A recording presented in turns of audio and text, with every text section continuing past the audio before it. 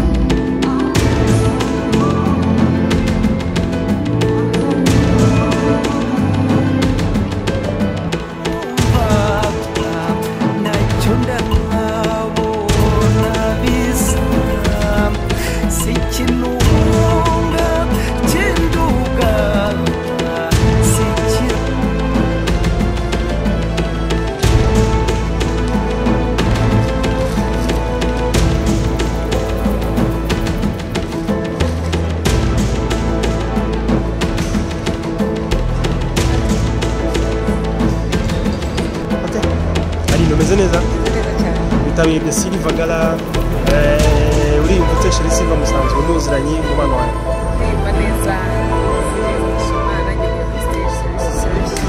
Sheri Silva musanzwe tuziranye indirimbo igezweho ni Head of course.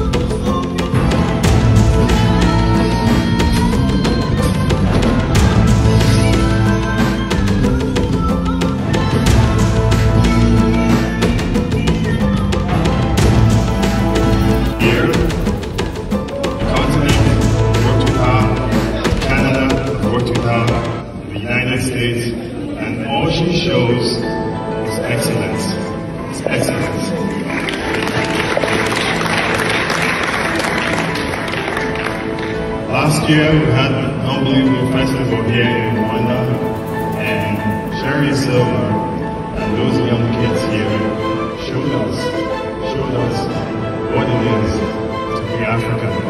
Yeah, not only being African, being elite, being big, having command, and showing that you can do it. So here is my only message today.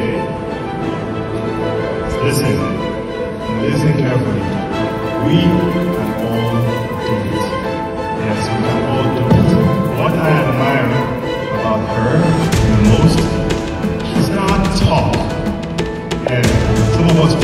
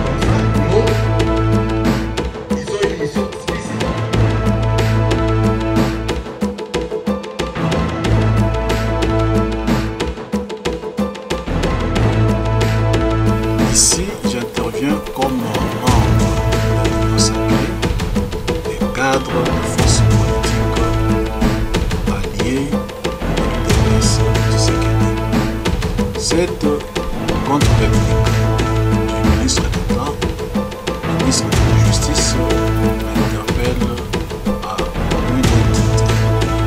On sait que le bras de fer continue à persister alors que de la sagesse de hauts magistrats qui gèrent le Conseil supérieur de la magistrature, il était convenu de se concerter pour éviter toutes les zones d'ombre.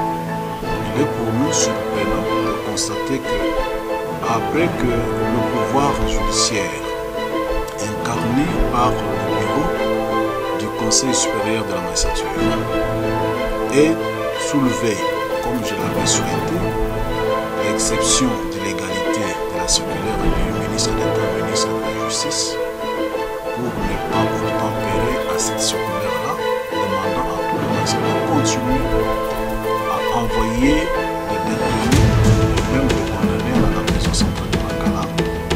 Le ministre de la Justice est choisi au contraire en ayant ainsi un bras de fer avec le pouvoir judiciaire.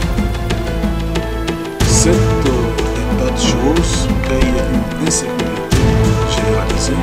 D'abord, vous savez que même parmi les gens qui ont bénéficié des relaxations au profit des engorgements de la prison centrale de Makala, il y a un qui a tué son frère et a été jugé en procès de flagrance et a été retourné à la prison centrale de Makala. Nous devons ici relever qu'il ne faut pas que l'on donne l'impression qu'au ministère de la Justice, il y a un opposant qui est en campagne électorale pour la présidentielle 2028 et qui se donne le temps de critiquer les magistrats qui sont à ses yeux magistrats du régime Tshisekedi. Donc, je conseille d'abord qu'il y ait beaucoup d'eau dans le vin pour aplanir l'émergence ici d'urgence IA. Deuxième constat est le suivant. C'est comme si tous ceux qui bénéficient des mesures de désengorgement ont conscience que ce n'est pas au profit de l'État congolais, ce n'est pas au profit du régime Tshisekedi, c'est au profit de celui qui est à l'avant-plan de ces mesures, à savoir le ministre de la Justice. Et cela crée une crainte que parmi les gens qui bénéficient de ces mesures, tous ne sont pas de bons citoyens. Si vous faites bénéficier à plus de 100 ou 200 personnes, ces gens dans la cité, qu'est-ce qu'ils ne peuvent pas représenter comme menace, tant à l'égard des magistrats qu'à l'égard du régime? Donc, ici, j'interpelle le procureur général, celui près la Cour constitutionnelle, près la Cour de cassation, les PG près le cours d'appel, ouvrir l'œil et les bons pour que l'on sache à quelle fin l'opération des engorgements de la prison centrale de Makala à travers le pays, cela, c'est des engorgements peut servir à quelle fin politique? Donc, nous avons des craintes au niveau de notre regroupement en force politique et alliés de l'EPS Tshisekedi. Actuellement, là, je ne réponds pas comme politique, mais je réponds comme scientifique. Actuellement, les juges des tribunaux de grande instance et ceux de cour d'appel ont double statut. Quand bien même ils ont été nommés et affectés comme magistrats de l'ordre judiciaire, ces juges comme les tribunaux de grande instance et les cours d'appel font office respectivement des tribunaux administratifs et des cours administratifs d'appel, il y a lieu de retenir que chaque fois que ces juges siègent en suppléance administratif il relève de l'ordre administratif. Il cesse de dépendre uniquement de l'ordre judiciaire. Artel enseigne que s'il y a prise à partie, on peut initier pour des décisions rendues en matière administrative, ce n'est pas devant la Cour de cassation qu'on devrait s'adresser, ce serait devant le Conseil d'État. De même, lorsque ces juridictions siègent en matière administrative, s'il y a lieu de faire des renvois des juridictions, donc ça sera devant la Cour administrative d'appel par rapport au tribunal administratif. Sinon, si on veut quitter un ressort d'une cour d'appel à un autre ressort, ça serait devant le Conseil d'État que la procédure de renvoi des juridictions peut se poursuivre. Donc, il faut maintenant faire la part des choses. À un moment, ces juges des juridictions tribunaux de grande instance sont maintenant à cheval entre l'ordre judiciaire et l'ordre administratif sur en matière qu'ils traitent. Pour faire face à la surpopulation dans les prisons, la solution n'est pas de libérer les criminels, les détenus. La solution, c'est de créer, de construire de nouvelles maisons d'arrêt et de nouvelles prisons. Parce que, comme je l'ai dit, ceux qui bénéficient de ces mesures-là, apparemment, ont l'impression que ce n'est pas la République qui leur accorde cette faveur. Ils voient la personne qui porte, et ça c'est un danger. Et donc, il faut retenir que le ministre de la Justice ne peut intervenir en matière de liberté ou de libération que lorsque la personne détenue condamnée rentre dans la catégorie des personnes qui peuvent bénéficier de la libération conditionnelle. Nous rappelons ici que l'article 70 de la loi organique sur les juridictions de l'ordre judiciaire n'accorde au ministre de la Justice que le pouvoir d'injonction négative ou positive sans s'interférer dans la conduite de l'action publique. Or, aller relaxer les personnes en dehors des conditions de libération conditionnelle, c'est s'interférer dans la conduite de l'action publique qui est réservée exclusivement aux magistrats du parquet. Cela est interdit. Je pense que quelque part, nous craignons que le ministre de la Justice entre en conflit avec la loi pénale et qu'une action publique puisse être envisagée par le parquet compétent.